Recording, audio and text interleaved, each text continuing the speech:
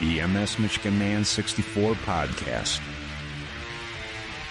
My name is Brian Wallace, and I am the MS Michigan Man 64. The MS Michigan Man 64 podcast is about chronic disease awareness. I have had multiple sclerosis for the last 27 years. It's an invisible chronic disease that I've been battling for half of my life. I want to share with you what it is like living with the chronic disease from my experiences and the experiences of other chronic disease warriors. We can fight to have a voice to those that want to listen. Together, we can motivate and educate.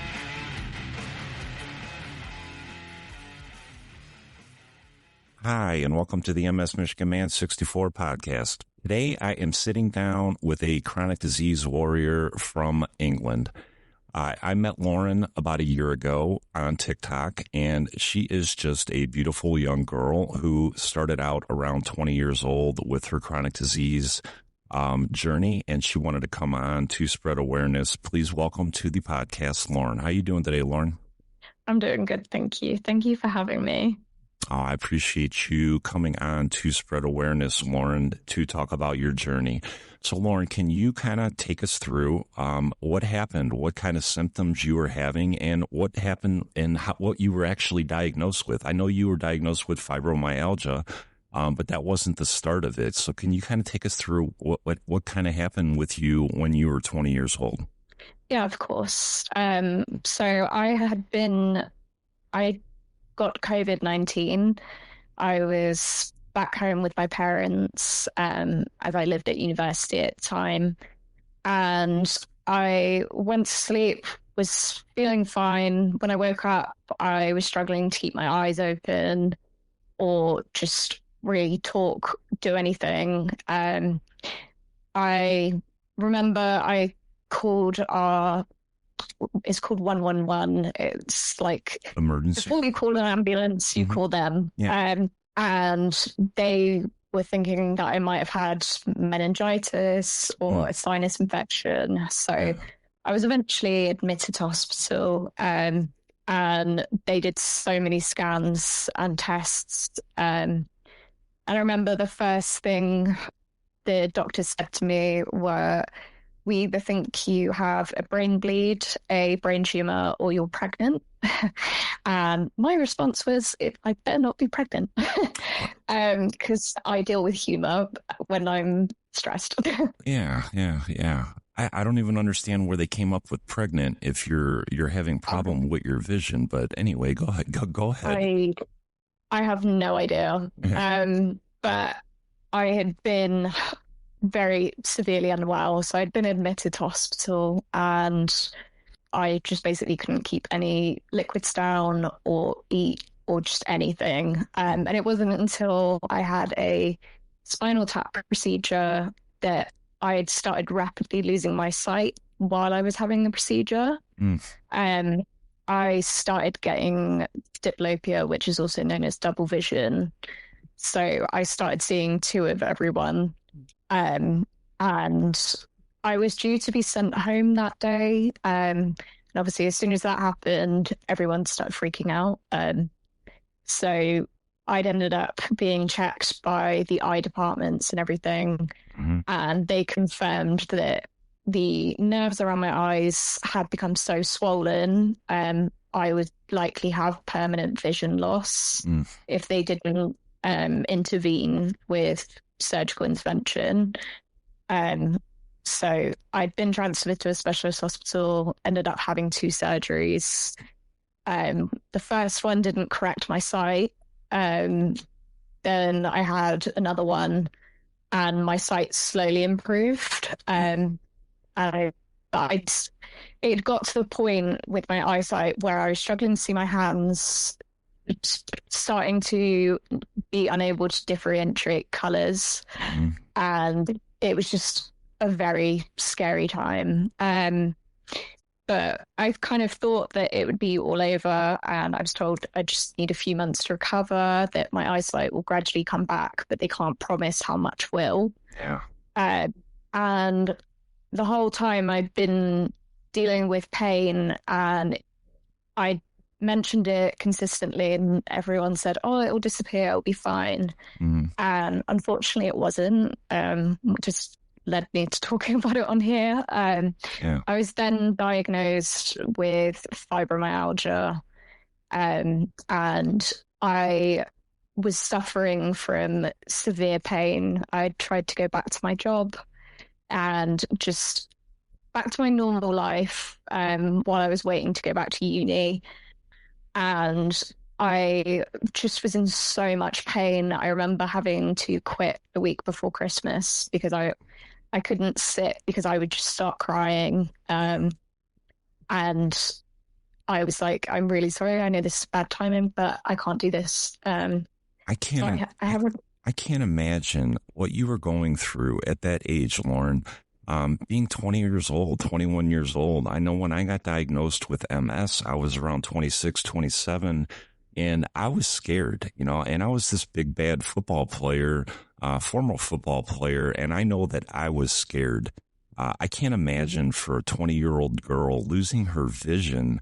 That just had to be an unbelievably scary experience for you. Yeah. And I think it's something I still now struggle to deal with the magnitude of it, I guess. And it's something that I can sort of say and go, oh, yes, I lost my sight for this period and stuff. And people will be looking at you, mouth gaped open, like, what? Yeah. But I think I didn't quite understand the reality of my situation at the time. So my automatic response was just get back to my normal life. I'll be fine. And yeah, that's unfortunately that wasn't. Yeah, well, when you're 22, 21, 22 years old, you're thinking you're indestructible, and you're thinking, okay, a little bit of a setback and I'll be fine in a few months. But yeah, you realize really quick. I mean, I know for me, when I was 27 and got diagnosed with multiple sclerosis, I was humbled. It was a very humbling diagnosis because I thought I was indestructible, and I found out really quick, no, you're not. This is chronic, and this is going to be with you for the rest of your life. And how did you handle this new life that you were going to be getting into with the fibromyalgia diagnosis? And I know that is a painful diagnosis. How did you manage that, being so young, the mental health part of it? It was very isolating, and I think I luckily had the support of my parents, who never wavered believing in me and believing about how much pain I was in, and they've always advocated for me, and having a good support system kind of got me through that period. Yeah. But it is, I don't even think I can put into words how hard that experience was, and just having to deal with the magnitude of those diagnoses. And I find it interesting that there will be some people who say fibromyalgia is a made-up disease, or it's a very misunderstood condition. And it was also interesting watching the people in my life who've briefly heard of fibromyalgia but never seen it, and saw how badly it affected me. And I think that was just very eye-opening, not only for myself, but for others. But it's been a lot of trial and error figuring it out mentally, definitely. Yeah, it is trial and error. And I know that there is no path to go down when you get diagnosed with MS. I know that there's a lot of people that have been fighting this disease just as long as me. And when I talk to them, they tell me how they've been fighting it. It's completely different than the way that I've been fighting it. But it's like we all have to customize our own journey and how we're going to manage and navigate through life. And what kind of tools have you kind of developed at a young age, being only 23 years old, and dealing with this since the 2020? So you'd been dealing with this for about 3-4 years now. How have you kind of developed tools to try to manage your chronic disease, Lauren? Definitely for me, I had to take a step back from working, and I haven't been working now for, I want to say about 2 years. Mm-hmm. And it's something that I kind of had to accept for a while, that if I wanted to study, it's one or the other. Right. And it's been hard. And for me, I think just having to accept that you have limitations. And I think the biggest thing that's made the difference in my health and also my mental health is not working against my body.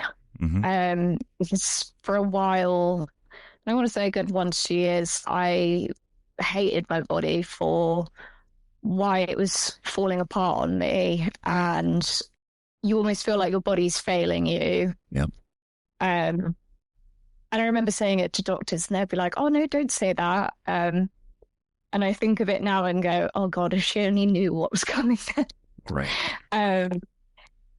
But to be honest, it's just I've mainly developed, I think, a deeper sense of understanding of myself and others, and more of an appreciation for life, in all honesty. I think some people go through experiences like this and can feel like they're invincible after.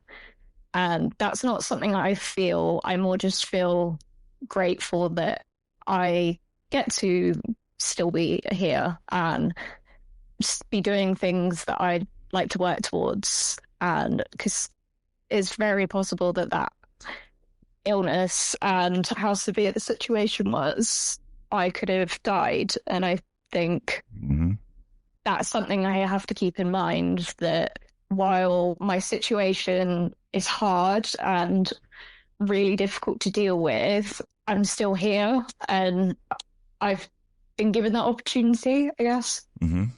You have, and the thing that I really love about you, Lauren, is when I first met you and I knew that you were going to school and I found out that you were going to get your doctorate degree in medical law. And I just like that's when I just started really having an admiration for you.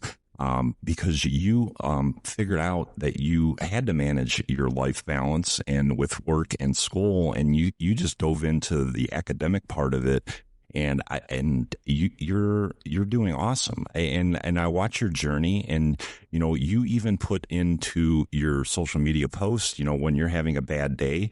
And that's okay, because we're going to have bad days. We have a chronic disease. This is never going to go away. But I just love the way that you're so young and you're just figuring this out so quick. And you're very inspirational. You're a very smart young girl. And I just love watching you. Just your attitude and just how you're attacking your medical law degree.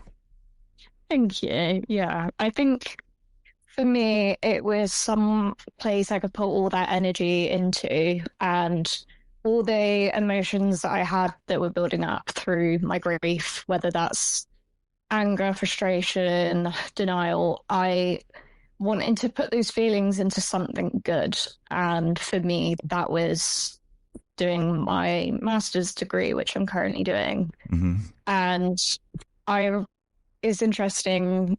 Last year, I was very much like, oh, I was applying to hopefully do a doctorate that year. And I'm very grateful I've actually had the chance to study my master's, have that break. And for me, I knew if I went straight into it, I would do a lot of damage to my body. And I wanted that time to just recover and still study, but just enjoy a piece of it. And the difference I've seen it make is the fact that I work with my body, and there are things that I want to do, and like you said, like the doctorate.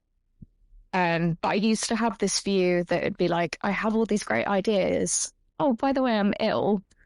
Whereas now I sort of have reframed it like, yes, I'm ill, and this is how I'm going to manage it and figure it out. And it's hard, it's complicated, but I still want this. Yeah. And I think it was nice in my final year of my undergraduate to connect with my lecturers, and I was teaching them about my conditions. And I remember one of them contacting me saying I had a girl apply for an extension on a paper she needed to hand in, and she said she had fibromyalgia. And I remember my lecturer saying, the only reason I knew what this girl was going through was because of you. Mm. And I'm really grateful you shared that. Wow. And now I know how to better help this person. That's awesome, Lauren. That is really, really awesome. Yeah. You know, and I think that that is a frustrating part that we have as people that have a chronic disease, is that people don't understand what we go through and how hard it is to manage this disease and go through life, whether it is going to school or whether it is trying to keep a job. People don't understand that. And I think that is very frustrating. And I know that being young, that has to be frustrating to you, because I remember back when I was 26, 27, and I was just starting out. That was, I think, my biggest issue with getting diagnosed with MS, is that, you know, I had dreams that I wanted to accomplish so many things, and I had to readjust. And, you know, just the understanding that around me of people that didn't get it. They didn't get the part that, you know, okay, this guy's got MS. Why is he, you know, being lazy? No, I'm not being lazy. I have MS. You know, understand what I have. And I think that's great that your professor, you know, said that to you. I wish he would have knew that beforehand, but at least he learned that from you. And I think that is so important for people to learn what chronic diseases are all about, because you're going to run into them in everyday life. Whether you go to a mall, you go to a store, there's going to be people with chronic diseases walking around that store that are invisible, that you don't even know what they look like. You know, and it's just better if we all as a community just try to understand them a little bit better. No, definitely. And I think a lot of people I've found since I've been chronically ill have this view that you're ill, you go to the doctors, you take a week's course of antibiotics, you're fine, you go back to work, all is well. And unless it's something terminal, some people find it hard to understand that you can live with something chronic and what chronic actually means. And I think that's been probably one of the biggest eye openers, that most people don't understand chronic conditions and the fact that you can always be in pain or always suffering with symptoms, but you adapt and learn to live with it. And whether you hide it or even if you're not visibly trying to, people don't realize. And it's definitely a lack of education surrounding lifelong diseases. And the fact that one of the things I get told is, oh, but you're so young. And I'm like, but it doesn't matter what age you are. Disability doesn't discriminate. It does not. No, it doesn't. I tell people that all the time, Lauren. You know, since I started doing this podcast and I've been talking to people all over the world, I tell people it doesn't matter if you're white, black. It doesn't matter what politics you follow. It doesn't matter what nationality you are. It doesn't matter how old you are. Chronic disease can hit anybody, anywhere. And, you know, it is just so important just to understand it all throughout the world, because this isn't just a U.S. thing and this isn't a UK thing. This is a world thing. Yeah, definitely. So let's talk about relationships as far as your friends and family. I know when I got diagnosed with MS when I was 27, my family really didn't have a clue what MS was. So it was kind of like a live and learn by all of us, my brother, my mom, and even my friends. And, you know, that was a journey in itself, just getting everybody else on board with me. Can I ask you, how was your family life? You know, how did your friends understand and accept your diagnosis being 20 years old? Definitely with my family, I think for them, because me getting ill to start off with was such a shock and just happened out of the blue, they were kind of was like chucked into it. And when I first got discharged from hospital, they were of the idea that, just slowly get you better, get you back to normal life. And we all had to learn, meaning me and my parents, that this isn't going somewhere and I am going to be dealing with these problems. And I remember applying for a disability badge and my dad going, but you don't need that. You're not disabled. And he only meant it in a nice, kind way and was trying to say that my limitations aren't enough to be disabled. And I would come back with, but then what do you call them? Because quite clearly I have these limitations, and disability isn't a bad thing, it's a neutral thing. And I remember getting approved for that, but I'd have other things where I'd apply for disability benefits and be told I wasn't disabled enough. Yeah. And it was very much a learning curve, and things like mobility aids was difficult, definitely. And my mum seeing me in a wheelchair for the first time, but there are also moments where, yes, that was hard to see, but I remember doing my first day out in a wheelchair and I still had energy by the end of the day. I was still chatting, laughing, enjoying myself. And they were expecting me to come home and be like absolutely wrecked. Yeah. And I think seeing it happen, they were just like, wow, okay, I can understand now, this helps. Yeah. And can see that they're not there to limit you, they're there to help you live your life. And I think with friends, it's been a learning curve, and I don't think I realized for a long time how closed off I'd been about my health. And I'm still very much of the mindset that I only talk to people in depth about it if they were there when it first happened, because those are people who knew me before and after. And sometimes it's difficult to explain that to people who didn't know that version of you. Yeah. But a lot of it has just been understanding and making mistakes, or not communicating how I'm actually feeling. And my friends can't read my mind, so it's also partially my responsibility to explain and show how it's affected me so that they can understand. And I think since doing that, it's helped, because a person can research as much as they want about your illness, but they don't know from a Google search how it affects you. Right. Or what symptoms specifically you're experiencing, what things are difficult for you. Right.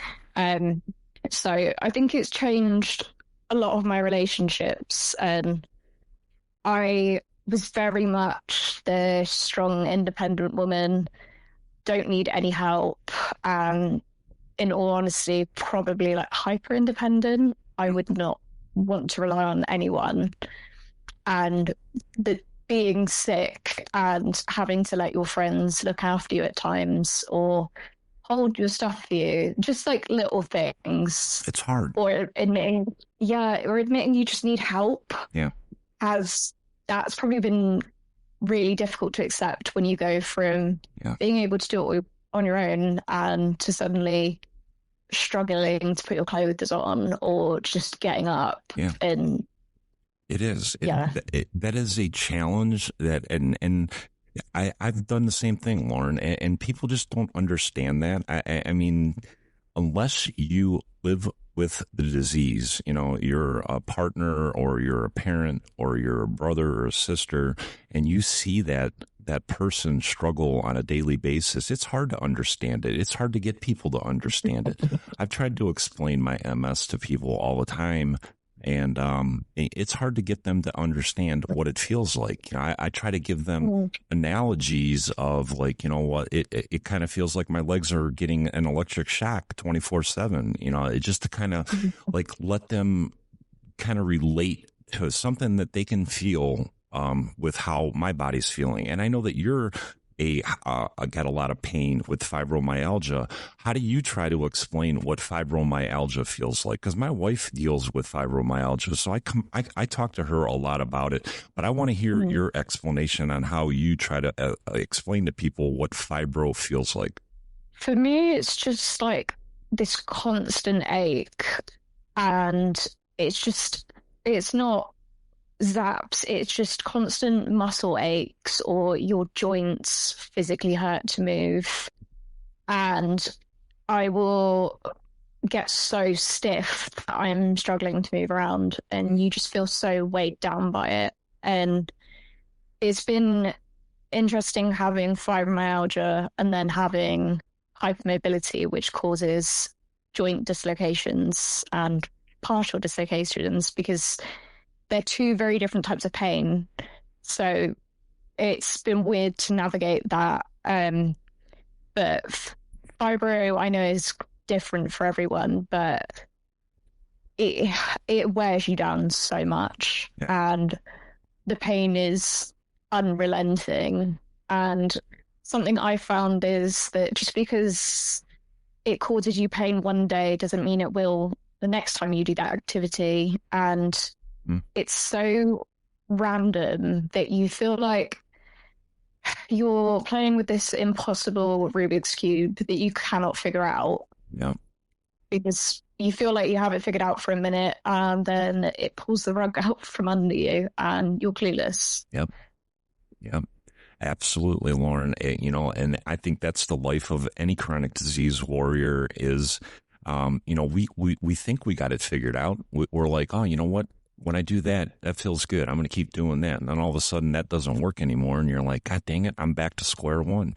But we keep on figuring things out, though. I mean, that's the way we're wired. I've been figuring it out for 27 years. You've been figuring it out now for 3, and you're just doing awesome. I know that I keep in touch with you a lot on TikTok, and I watch a lot of your videos. And you have days where you struggle, and you're very open about that, and you let us know, the people that are following you. And I appreciate that, because I learned a lot about watching you. And I think that that's what we all need to do. We just need to just sit and learn and listen. You can learn so much by listening. Just listen. That's all you have to do. You don't even have to ask any questions. Yeah. Just listen. Just listen to other people explain it, and you can understand it a little bit better. I think if the world did that, it would be a lot better of a world.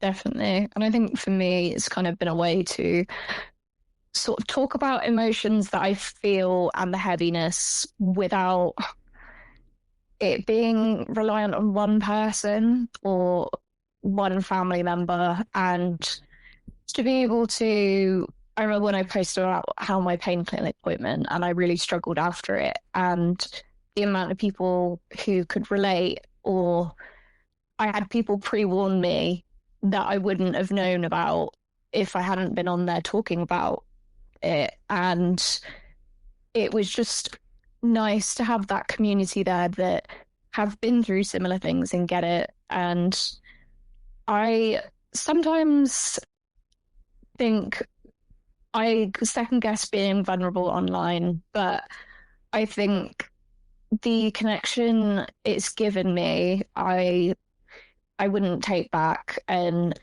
I think it's been nice to just have somewhere to put those feelings and not feel like a burden for them. And that it's just okay to be feeling that way. And yes, I can't fix it, but that doesn't mean I'm not going to stop trying and getting up tomorrow. Right.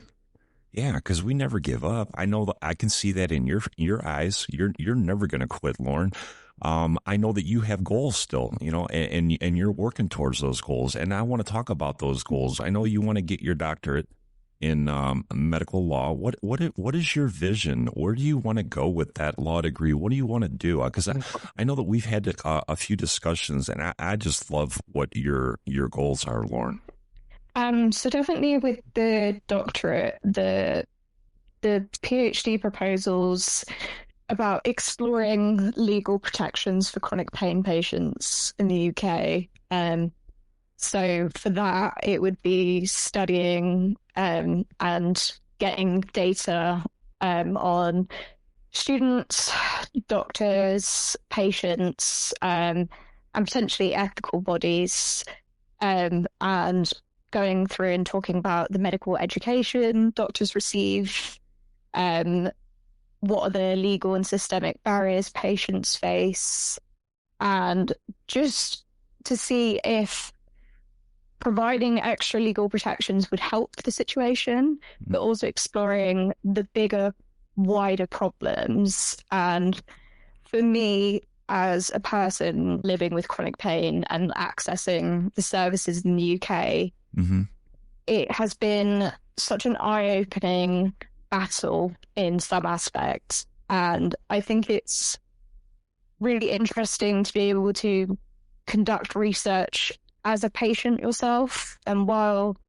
it comes with its own complications of it being triggering and it's very heavy on top of what you're already dealing with, I think it's also fascinating to be in a position where you're talking to these professionals and you know what it is like to access these services and you've been there. And I think it's just the whole project for me is very exciting.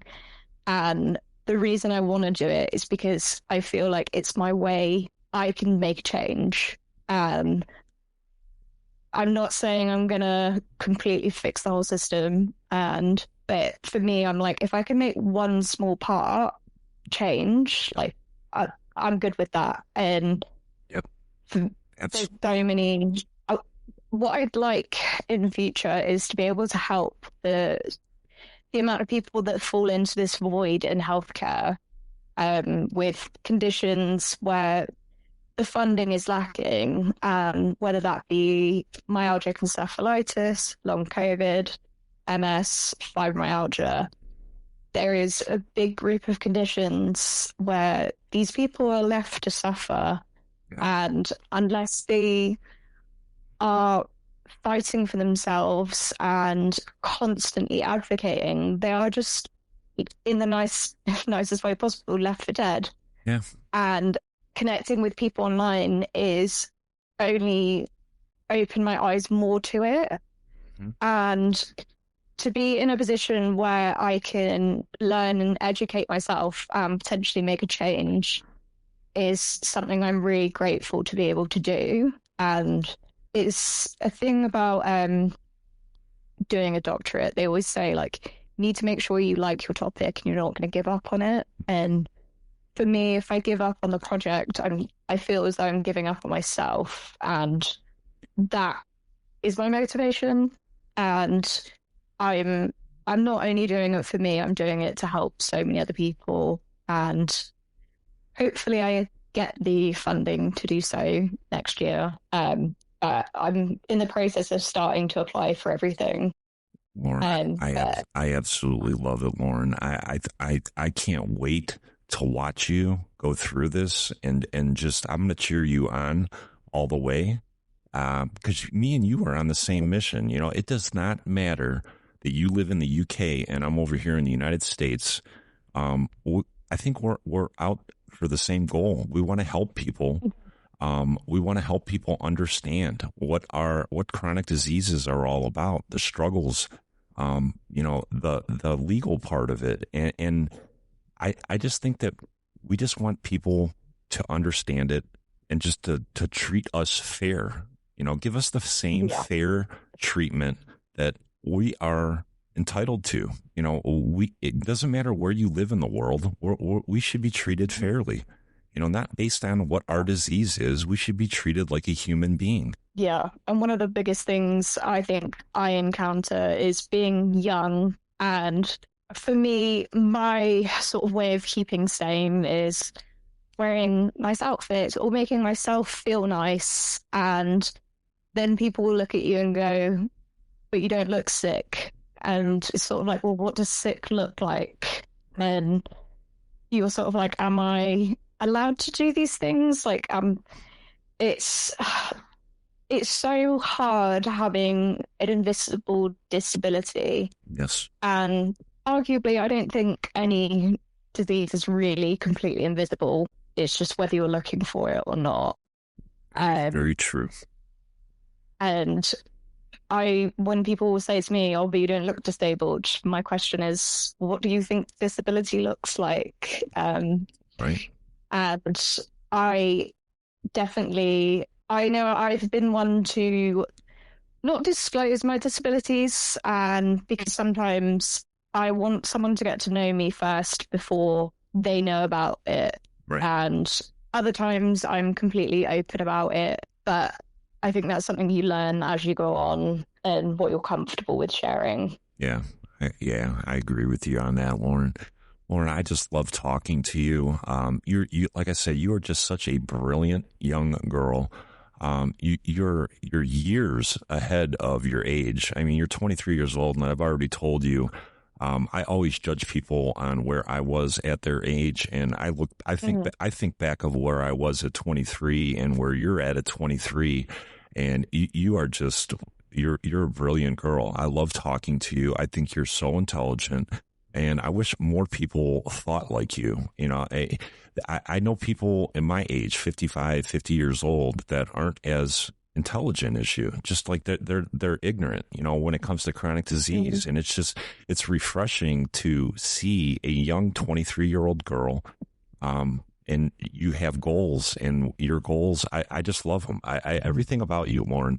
Is there anything else that you want to tell anybody out there that is listening that is in similar situation as you? They're young, they're 20 years old, they're 21 years old, they're 24 years old, and they're going through all this searching to figure out what their disease is.